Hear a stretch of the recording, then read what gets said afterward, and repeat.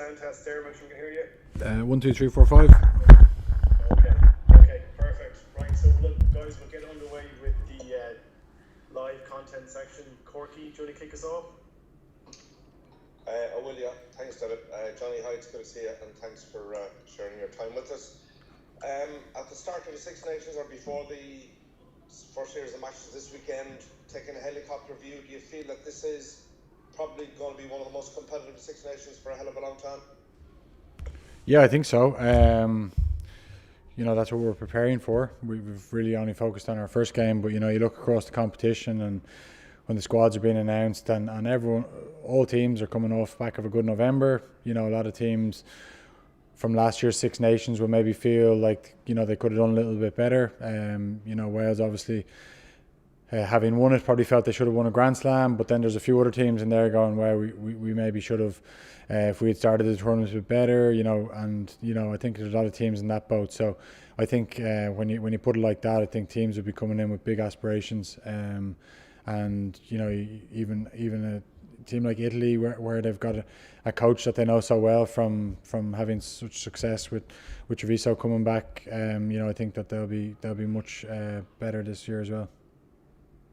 Can you talk about the rivalry between Ireland and Wales and how that's developed and evolved even in the period of time that you've been involved, where you seem to be pretty decent friends off the pitch when you go on things like Lions tours, but on the pitch there's a massive rivalry between the two countries? Yeah, look, I think there's probably a rivalry in almost every game in their own unique way, and with us in Wales, there has been big battles over the years. A lot of the rivalry, I think, in my early days especially, there was a nastier side to it. I think now it's when you talk about rivalries in sport, Leinster, Munster, all the provinces, we have that rivalry, and it's because you don't like losing to the guys closest to you. So there's probably a little bit of an element of that with the Welsh boys, that they get on so well with the Irish boys on Lions tours and after games, and yeah, when you've got relationships like that, you don't want to lose to people you're close to. But not all the rivalries are like that. Some of them you're just not close to the other people, and you want to beat them. Man, thanks, Ben. Thanks. Jonny, how are you? Paul from Virgin Media. How are you getting on? Hi, Paul. Good, thanks. Jonny, is this a great opportunity for Ireland to get off to a winning start, considering Wales' injury list at the moment? Again, we haven't spoke too much about who they're missing. We've spoke about who they've got. They played November with a lot of the same injuries and picked up some good results and good performances. So they had some injuries through the Six Nations last year, and they ended up winning it. So we haven't spoke about it too much. All we're doing is preparing to play against a very good Welsh team that has had great run of form over the last year, and that is honestly what we've seen. We see a big tough test ahead, and that's what we're preparing for. Sure, you got an advantage though, considering the type of players that they are missing, Jonny. Well, no, I'm not going to say that, because then I'm insulting the guys that are coming in, and I think the guys that are coming in are excellent players, and the guys that are injured, of course, have big reputations because they've played multiple tests for their country. They've performed week in, week out. But these other guys that are coming in, who are at the start of their journey, could go on and have the same careers as the guys ahead of them. So no, there's not one ounce of complacency in our squad, and some of the calibre of player that are missing, but they've got some excellent players to come in and replace them. Thank you. You're welcome. Hi Jonny, Aisling here from Off the Ball. How are you? Hi Aisling, good, thank you. Good. What's the mood been like in the camp, and how has all the preparation been going? Yeah, look, the mood's been good. It helps when you come off the back of a good November. Very happy camp. We've spoken about trying to take it to a new level. And look, it's been a fantastic environment to be a part of over the last 2 years. And it's really changed, but we've figured out ways to push it on and make it better in terms of our performances as well. And we've been working hard, don't get me wrong. It hasn't been all slapping each other on the back. It's been tough work over here, and we're looking forward. Well, we're into the proper preparation of a test week now, and we will be good to go when we leave here on Wednesday. When we got a chance to speak to all the captains at at the launch last week, and I spoke with Dan Bigger, and he said that whenever he gets asked who's the most difficult person to play against over the last 10 to 12 years, that he said that no doubt your name is up there at the top. You'll be looking forward to coming up against him on Saturday? Yeah, we've had some great battles over the years. He's a good pal of mine, and he is the captaincy is something that he deserves thoroughly. You know, he's led from the front, you know, since probably 2015 when he made the jersey his own, and he's been a mainstay of the team. And yeah, I'm looking forward to coming up against him on Saturday. I think he's improved his game immensely over the years. I think his move to Northampton, you know, working with different coaches, you can see the improvements in his game, and you know, he's a world class operator. So we've been preparing for him all week, and obviously they've got some other really good number 10s. You know, that will be backing them up, that we need to be ready for if they come on. Brilliant, Jonny. Thank you. Thank you. Hi, Jonny.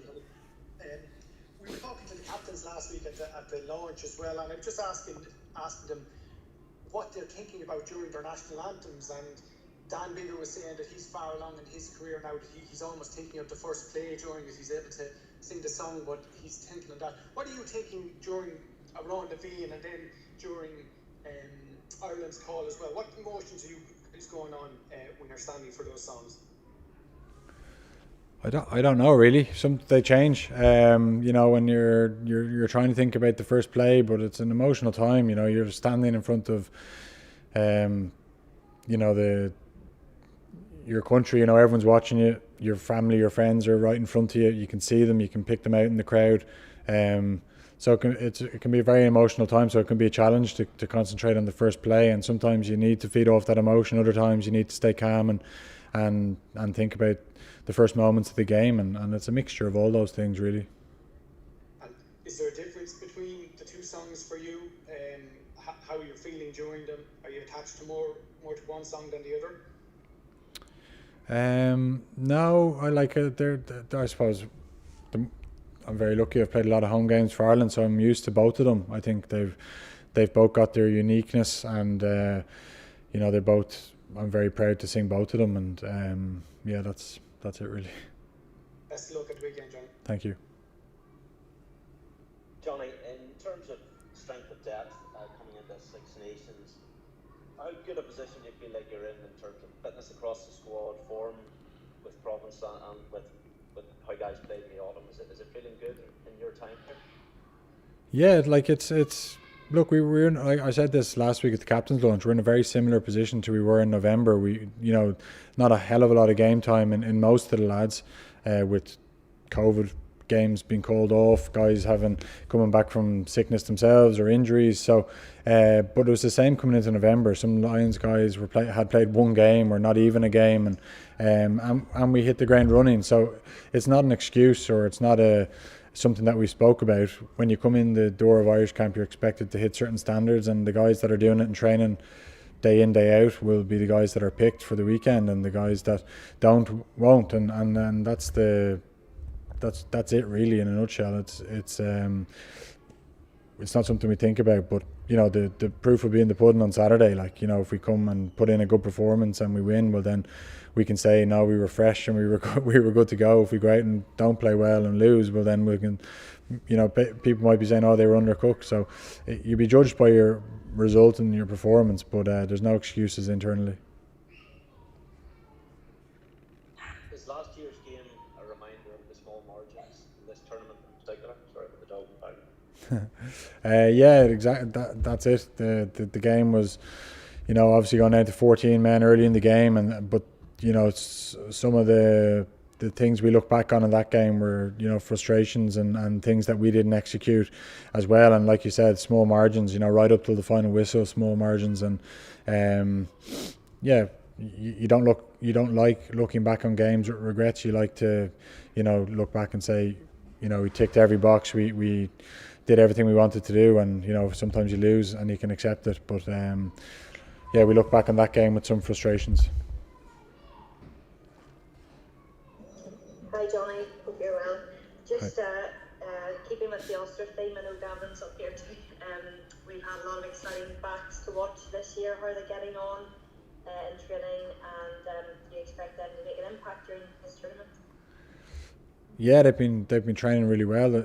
Those Ulster guys, you know, they've been in great form for Ulster. You know, had some big wins in the Champions Cup, and had some really good form. And yeah, like, you know, Mike Larry's a pleasure to deal with day in, day out. Rob Balakoon, you know, both great attitudes. You know, James Hume as well. Like, want to learn, want to pick up all the things that, you know, that the guys that have been in camp more than them, you know, have, and get that information into them. And they've been excellent, and that's all you can ask for, really. And yeah, I'm sure when their chance comes, they'll be ready to snap it up.